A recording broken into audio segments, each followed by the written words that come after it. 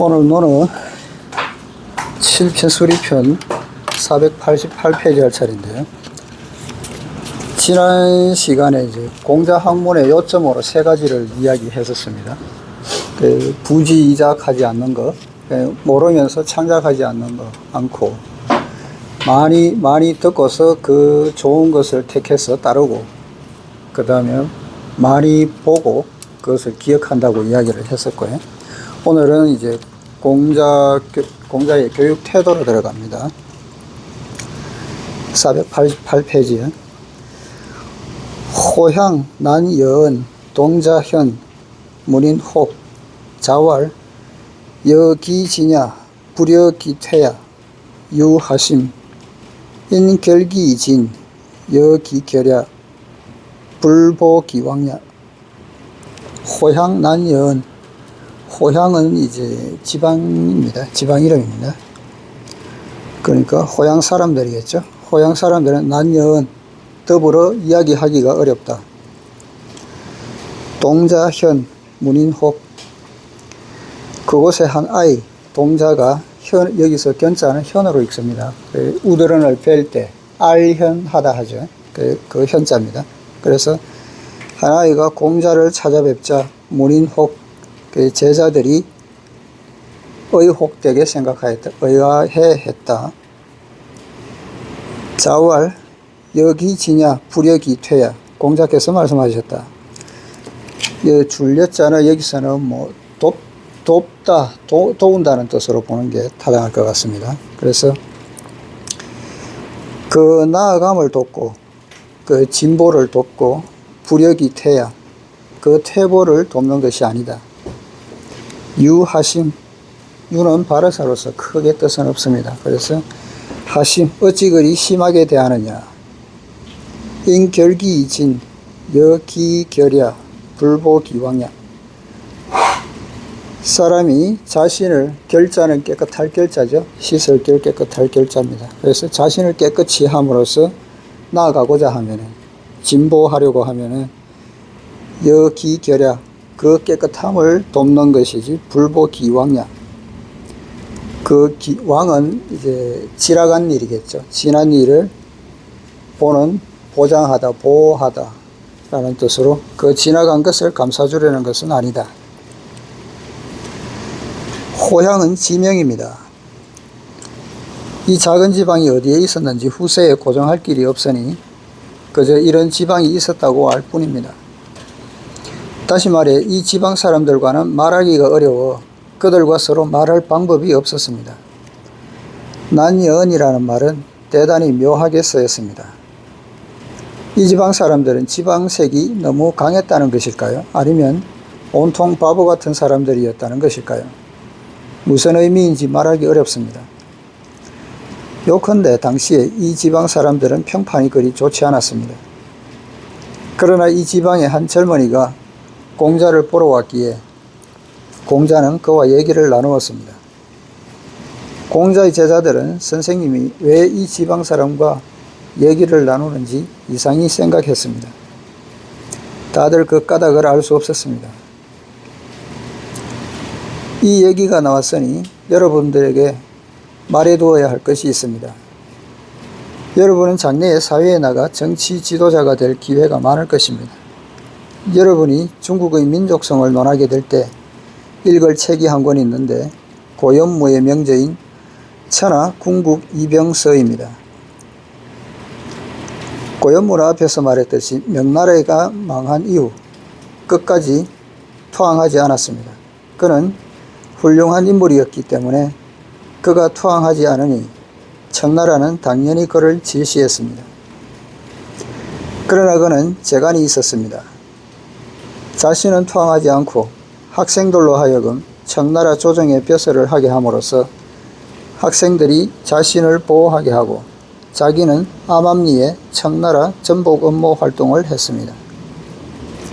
그는 가는 곳마다 부인을 얻어 아이를 낳고는 떠났습니다. 그가 많은 부인을 얻어 많은 아이를 낳은 것은 그 나름의 이유가 있었습니다.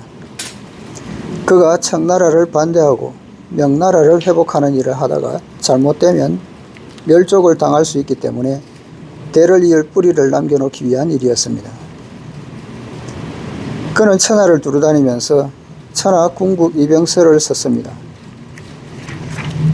각 지방마다 가서 살피고 특히 각 성의 군사 요새는 모두 가서 보고 이 책을 썼습니다.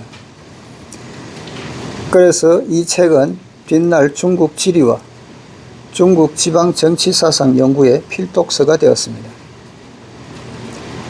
또 한 권의 책은 고조우가 쓴 독사방여기요인데 역시 정치 군사상의 지리를 연구하는 데 중요한 책으로 오늘날 읽어도 가치가 있습니다.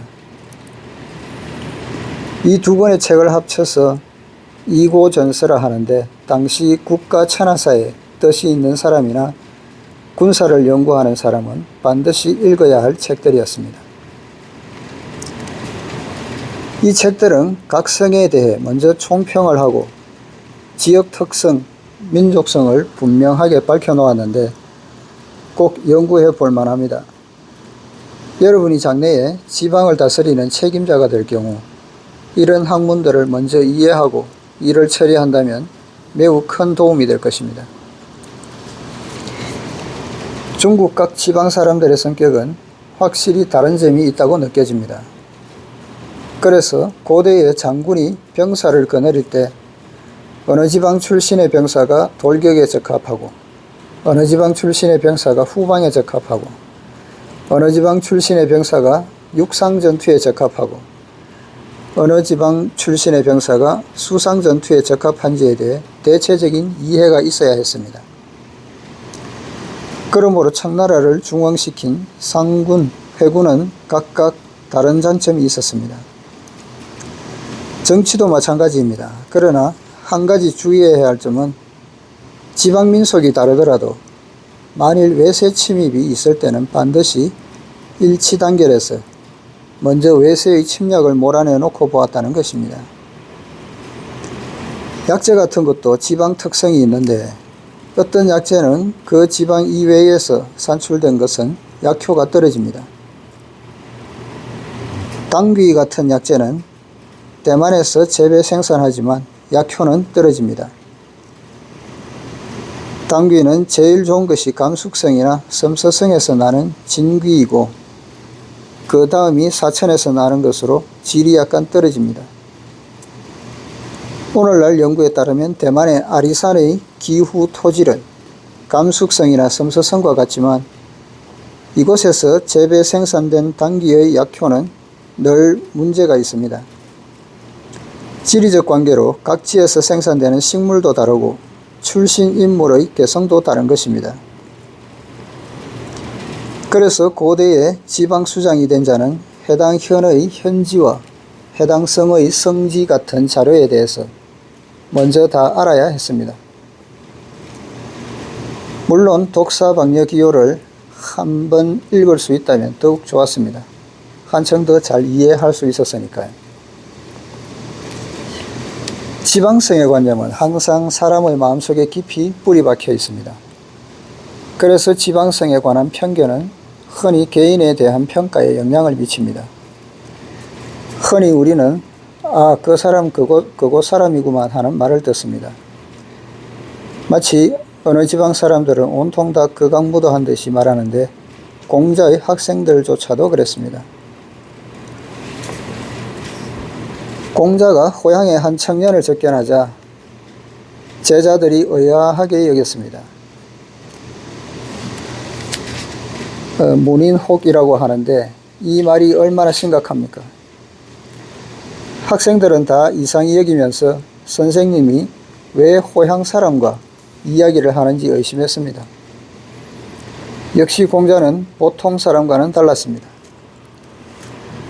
공자는 학생들에게 이르기를 향상하고 진보하려는 사람은 우리가 반드시 도와주어야 한다. 어떤 사람에게나 진보할 기회를 주지 않아서는 안 된다. 사람을 퇴보하게 해서는 안 된다고 했습니다. 그러면서 공자는 너희들 너무 심하다. 유하심이라고 했습니다. 왜 그렇게 마음과 태도가 옹졸하냐 하고 학생들을 꾸짖었습니다. 우리 자신도 반성해 보아야 합니다. 우리는 때로 어떤 사람이 좋지 않다고 느끼면 그 사람이 실제로 좋은 일을 했는데도 좋은 사람이라고 생각하지 않으려 합니다. 그래서 우리가 평소에 하는 말로 죄는 미워하되 사람은 미워하지 말라는 말이 있죠. 그래서 죄만 본다고 그러면은 그 사람하고는 상관없으니까 그 죄만 미워하면 되는데, 사람을 미워한다고 그러면은 이 사람이 어떤 짓을, 좋은 일을 하든지 간에 안 좋아 보이는 거죠. 싫어지게 되는 겁니다. 그래서 사람의 심리는 흔히 이런 폐단이 있을 수 있습니다. 공자는 다시 제자들에게 말했습니다. 어떤 사람이 스스로를 깨끗이 하여 진보하려 한다면 그의 깨끗함을 도와주려는 것이지 그의 지나간 것을 감싸주려는 것은 아니다. 인결기이진 여기결야 불보기왕야. 다시 말하면 이런 말입니다. 나쁜 사람이라도 마치 목욕을 하여 몸을 깨끗이 하듯이 자신을 반성하고 진보를 꾀하려고 할 수 있다. 그가 이렇게 할 수 있다면 좋은 일이니 도와주어야 하지 않겠는가.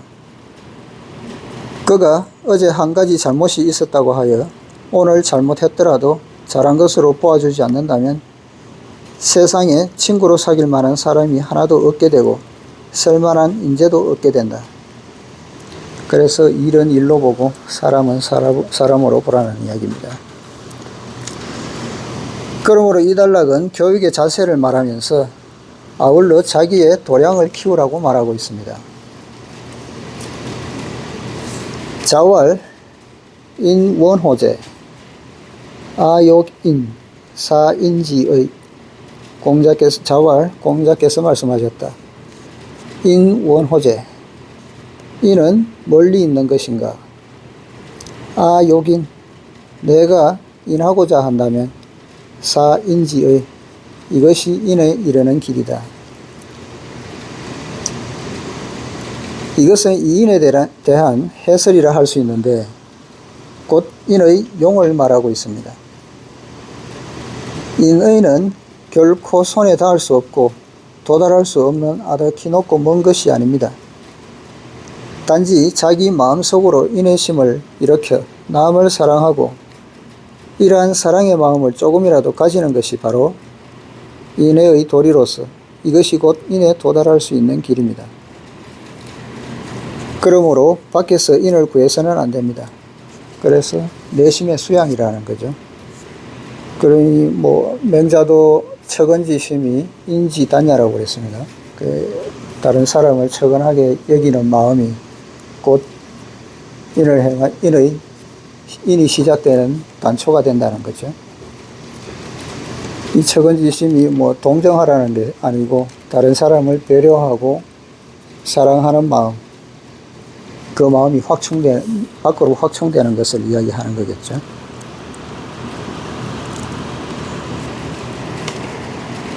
(31장입니다) 진사패문 소공지례호 공자왈 지례 공자퇴 업 무마기 이 진지왈 오문군자 부당 군자 역당호 군취여 오위동성 위지 오맹자 군이지례 숙부지례 무마기이고 자왈 구야행 구유과 인필지지.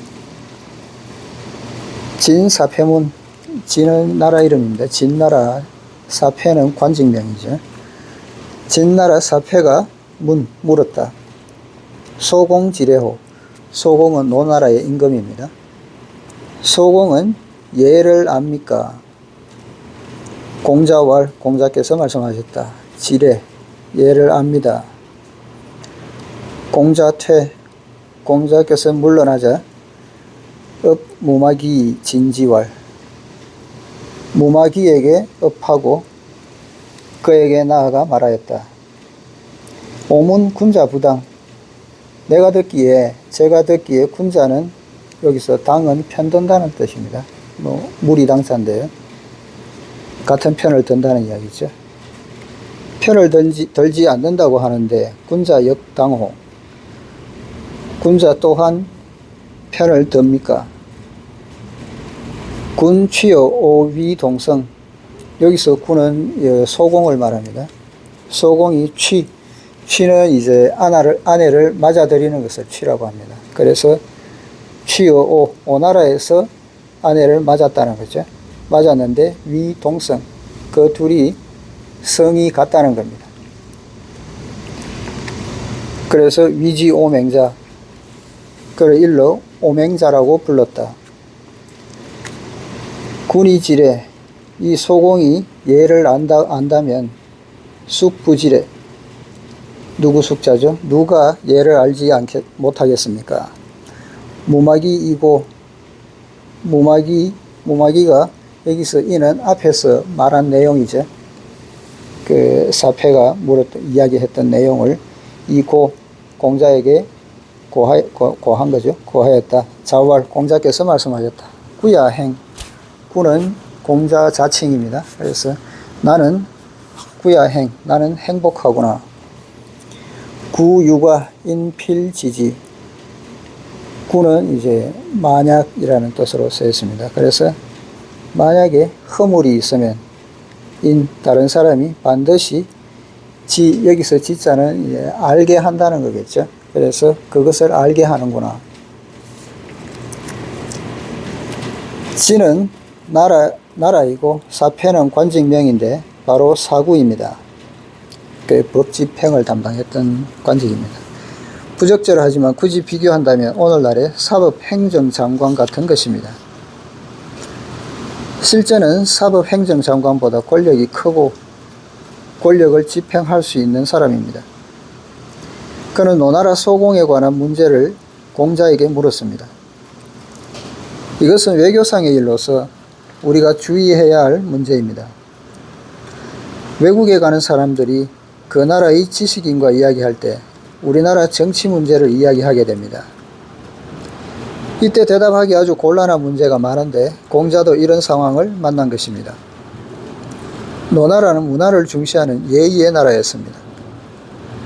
진나라의 사패가 노나라 소공이 예를 아는지 모르는지 물었을 때 공자는 국가의 입장에서 당연히 소공이 예를 안다고 대답했습니다. 공자가 자리를 뜬 뒤 진사패는 공자의 학생인 무마기, 이 무마기라는 사람은 성이 무마, 복성이죠. 무마이고 이름은 시, 호는 자기로 공자보다 30살 어렸습니다. 이 무마기에게 업하고 인사를 했습니다. 그는 외교 예절상 무마기 곁으로 한 걸음 다가가 목소리를 낮추어 말했습니다. 내가 아는 바로는 진정으로 훌륭한 군자는 한쪽 편을 드는 일이 없고 사심을 가지지 않습니다. 당신 선생님인 공자는 대성인으로서 훌륭한 군자지만 그도 사심을 떠날 수는 없는 모양이군요. 소공이 오나라 여자를 부인으로 맞아들여 오맹자라 하였는데 고대에는 같은 성씨끼리 결혼하지 않았습니다. 오나라와 노나라는 주공의 후예로서 예법대로라면 혼인을 할 수 없지요. 그런데도 소공이 그렇게 했기에 내가 공자에게 소공은 예를 아는 것이냐고 물어보았는데 당신 선생님은 그가 예를 안다고 답했습니다. 소공이 예를 안다면 누가 예를 모른다 하겠소?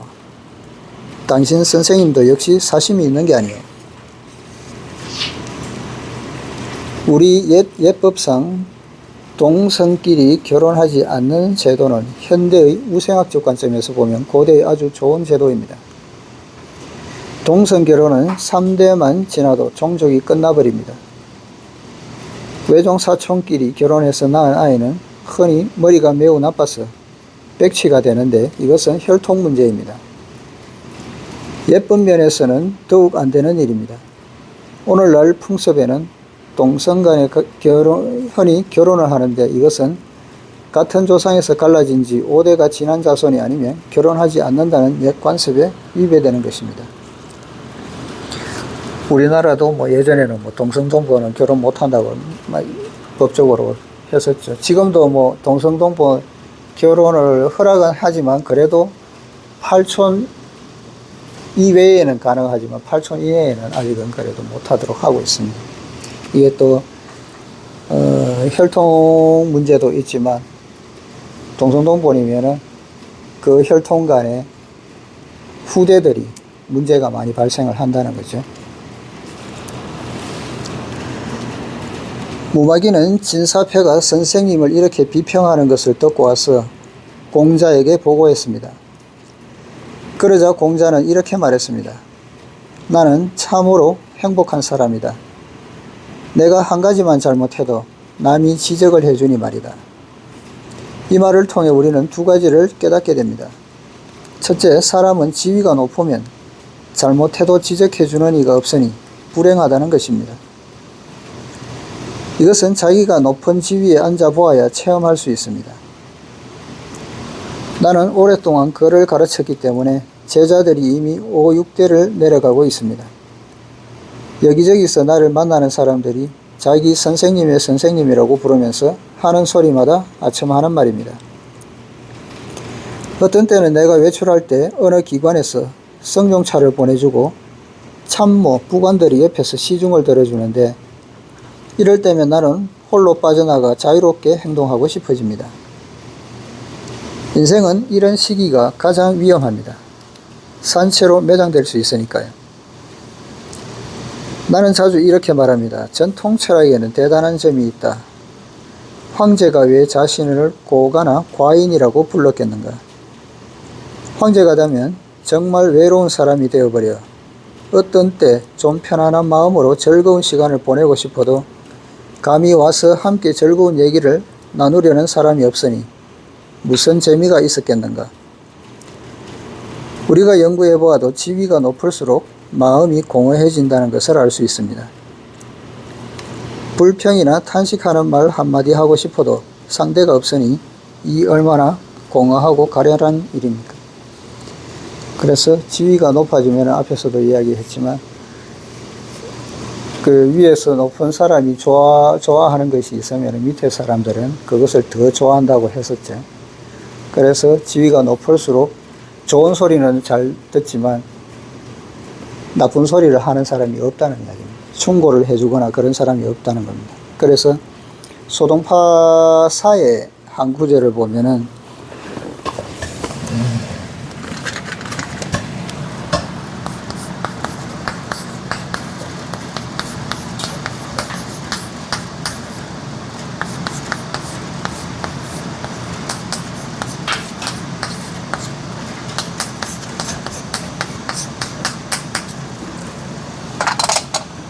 고처불성한이라고 그래가지고 높은 것이죠. 고처면은 높은 것은 추위를 견디기 어렵다.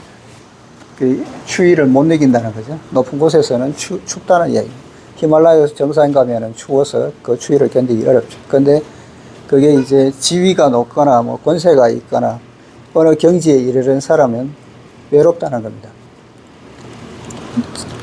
뭐 앞에서도 나왔지만 그 경지에 이르렀을 때는 다른 사람이 알아주지를 못하기 때문에 그리고 충고를 받거나 그럴 수도 없는 위치가 되어버린다는 거예요. 그래서 이런 위치에 이른다면 외로워진다는 이야기입니다.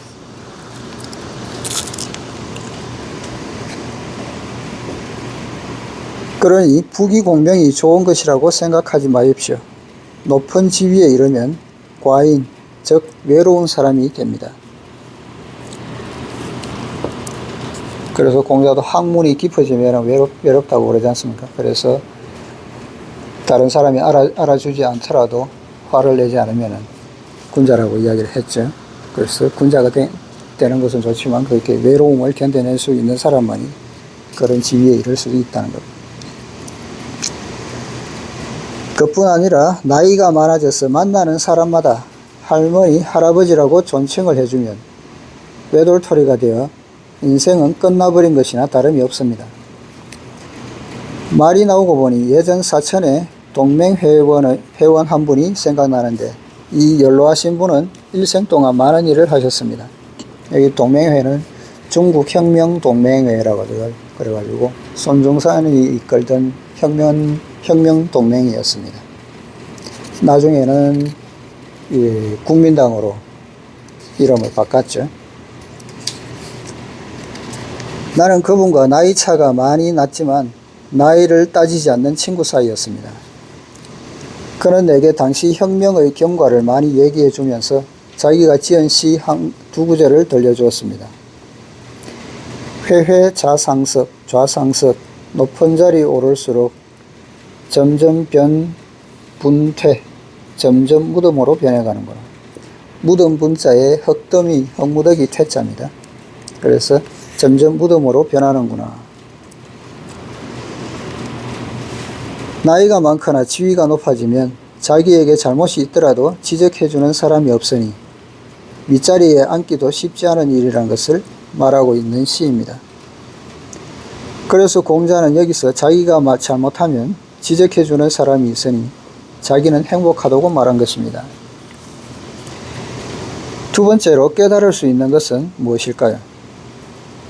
공자는 노나라 소공이 예를 아는지 모르는지에 대해 아주 분명히 알고 있었습니다. 그렇지만 다른 나라 관리가 자기 국가의 임금에 대해 물었을 때 결코 자기 나라 임금이 옳지 않다고 말할 수는 없었습니다. 그러므로 당연히 소공이 예를 안다고 말해야 했습니다. 공자의 말은 당신들 외국인이 우리 임금이 옳지 않다고 하는 것은 당신들의 자유일 뿐이다. 당신들이 그렇다고 생각한다면 구태여 내게 물을 필요가 어디 있는가? 그런데도 당신이 내게 물으니 나는 당연히 이렇게 대답하는 것이다 라는 뜻입니다. 그러므로 이것은 공자의 고명함이자 외교상의 예의였습니다. 이어서 공자의 생활정취를 말하고 있는데 앞에서 말은 유어예, 즉 유계에 논인다는 함의를 풀이한 것입니다. 자 여인 가이선 필사반지 이후 화지. 자여인가 이선. 공자께서는 남이 노래하는 자리에 함께 있을 때 잘 부르면 필사반지 반드시 그것을 반복해야 하고 이후 화지 그 후에 그 곡에 화답하였다. 공자는 음악을 매우 좋아했습니다. 음악과 시가는 오늘날로 말하면 예술과 문학의 혼합입니다. 과거의 지식인은 문학과 예술 수양을 대단히 중시했습니다. 한당 이후 그 범위가 점점 좁아져 악부에서 시와 사로 변했습니다. 어느 정도의 문학과 예술 수양이 없는 인생은 살아가기가 고통스럽습니다. 특히 사회나 정치 분야에서 일하는 사람은 정신적으로 상당히 고독합니다. 후세인들은 문학과 예술 수양이 없을 경우 대부분 종교의 길을 갔습니다. 그렇지만 사람들은 순수한 종교가 요구하는 구속도 견디기 어렵기 때문에 문학과 예술, 음악의 경지를 즐기는 것이 더 낫습니다. 그리고 나이가 많은 사람들에게는 음악 가운데서도 성악이나 취주악기보다 손으로 연주하는 검은고나 북 같은 악기가 적합합니다. 훗날 변천하에 이룩된 시와 사는 음악적 경지를 가지고 있지만 소리 높여 노래 부를 필요는 없습니다. 나직이 내키는 대로 읊어도 음악적인 정취에 젖어들고 문학적 세계에 도취될 수 있습니다. 최근에 보면 연로한 많은 친구들이 퇴직했지만 자식들은 커서 떠나버린 데다 자신은 할 일이 없어서 하루 종일 뭘 해야 좋을지 모르며 하다못해 카드놀이도 사람이 없어서 하지 못합니다. 그래서 나는 사람들에게 전통 문화의 옛길을 따라 문학과 예술 수양을 하라고 권하면서 그렇게 하면 나이가 들었어도 마음의 안주처가 있을 것이라고 말합니다. 수천 년 동안 우리 옛 선비들은 인생이 저물어가도 하루 종일 바빴습니다. 왜냐하면 학문 수양이란 영원히 끝이 없는 것이기 때문입니다. 붓글씨를 예를 들어 봅시다. 붓글씨는 일생을 쓰더라도 졸업할 수가 없으며 누가 꼭 잘 썼다고 단정적으로 평가하기도 어렵습니다. 뿐만 아니라 어떤 사람들은 글씨를 잘 쓰기는 하지만 꼭 서예가가 될 수 있는 것은 아닙니다. 그것은 그가 글씨를 잘 쓰기는 하지만 서법을 반드시 알고 있다고는 할 수 없기 때문입니다.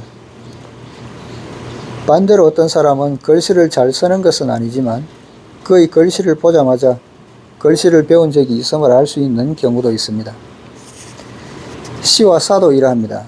과거 수천 년 동안 노인들은 붓글씨를 쓰고 시를 짓고 사도 지으면서 일생 동안 끝없이 바쁜 듯 살아왔는데 그들이 이렇게 할 수 있었던 것은 심리적으로 한 가지 희망이 있었기 때문입니다. 곧 그들은 자기가 쓴 글씨나 시, 사가 영원히 남아 전해지기를 바랐던 것입니다. 사람이 8, 90세까지 산다 하더라도 결국 수명은 한정된 것이기 때문에 그들은 자신이 쓴 글씨나 시, 사를 시간적인 제약을 초월하여 영원히 남김으로써 자신의 명성을 후세에 전할 수 있다고 믿었습니다. 그래서 그들은 인생을 대단히 즐겁게 살았고 끝까지 희망과 진취적 정신을 가득 품고 있었습니다. 나 자신도 만년에 접어들었지만 나이가 중년 이상이 되면 심정이 쓸쓸해지기 쉬운데 그 원인은 정신 수양이 결핍되어 있기 때문입니다. 공자는 이러한 인생의 도리를 깊이 알고 있었기 때문에 시와 악의 교화를 대단히 중시했습니다. 그렇지만 그는 음악가도 아니었고 노래도 잘하지 못했습니다. 그는 악경을 수정했지만 실전되었습니다. 지금 이 단락에서 공자가 남이 노래를 잘 부르는 것을 들으면 꼭 한 번 더 불러달라고 청했다는 이야기를 하고 있습니다. 그리고 자신이 배워서 할 줄 알게 되면 그 곡에 맞추어 따로 가사를 한 수 지어 부르셨다. 이후 화지라고 했습니다. 화지는 상대의 노래 내용과 곡조에 맞춰 따로 한 수 짓는 것을 말합니다. 화에 대해 말하자면 우리는 흔히 시제에서 모모 선생의 시에 화하다, 화 모모 선생 시나 모모 선생의 운에 보하다, 보 모모 선생 운이라는 제목을 볼 수 있습니다.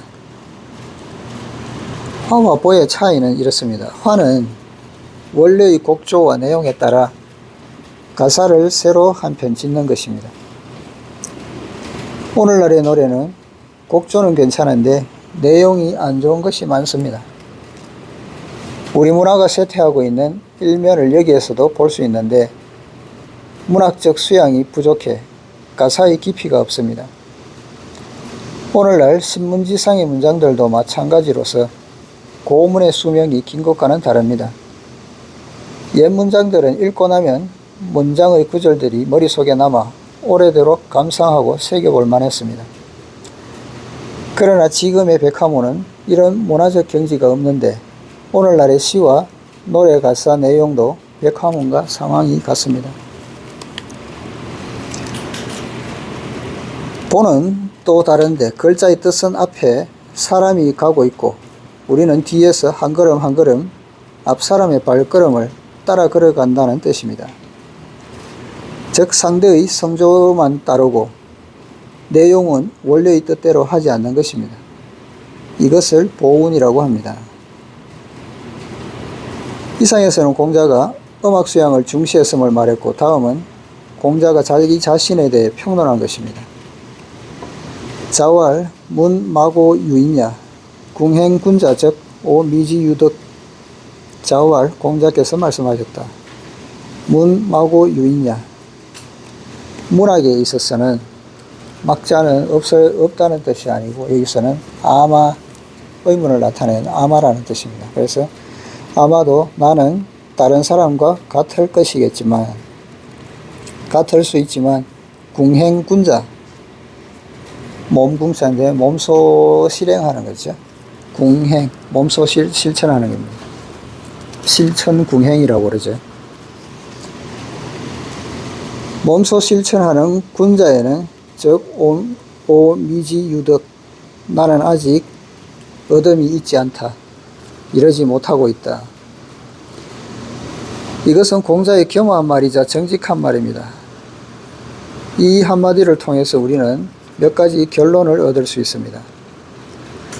첫째, 공자는 문학이나 각 분야의 성취가 최고봉에 도달했지만 언제나 자신을 대단하게 여기지 않았다는 것입니다. 동서고금을 볼 때 학문뿐만 아니라 어느 분야에서든 진정한 성취를 이룬 사람은 자신이 최고봉에 서 있을 때에도 자신을 아주 평범하게 여겼습니다. 이것은 필연적인 모습이었지 일부러 그런 척하는 것이 아니었습니다. 사람이 진정 최고봉에 도달했을 때에는 자연히 자기가 아주 평범하다고 여겨지게 됩니다. 뿐만 아니라 그들은 매사에 조심스러웠는데 자신이 아는 것이 너무 한정되어 있다고 생각하고 감히 이 정도면 족하다고 생각하지 않았습니다. 이런 이치로 볼 때 공자는 진정 겸손하고 스스로를 평범하게 여겼으며 일부러 겸손한 척한 것이 아니었음을 알 수 있습니다. 둘째, 육아에서 말하는 학문이란 올바른 사람됨의 도리를 가리키는 것임을 알 수 있습니다. 결코 머리가 총명하고 문학이 뛰어나고 지식이 해박한 것을 말하는 것이 아닙니다. 이런 것들은 학문의 지엽일 뿐 학문 자체라고 할 수 없습니다. 학문이 문학에 표현되어 문학이 학문의 꽃이 됩니다. 여기서 공자는 학문의 꽃과 근본을 말했습니다. 문, 마고, 유인야의 막자는 긍정사가 아니라 현대 구어체로 번역하면 아마의 뜻에 가깝습니다. 이 단락에서 공자는 말하기를 만약 문학적 수양을 말한다면, 다시 말해 문학을 말한다면 아마 나는 일반 지식인들과 거의 차이가 없을 것이다. 하지만 자신이 힘써 실천하는 면에서 군자의 기준에 이르렀는지에 대해서는 스스로 반성해보니 나는 아직 크게 이룬 바가 없다고 했습니다. 우리는 이 단락을 통해 공자가 진정으로 겸손했으며 이러한 자세는 대단히 소박하여 일부러 비틀고 펴서 꾸민 흔적이 조금도 없음을 알 수 있습니다. 오늘은 여기까지 할게요.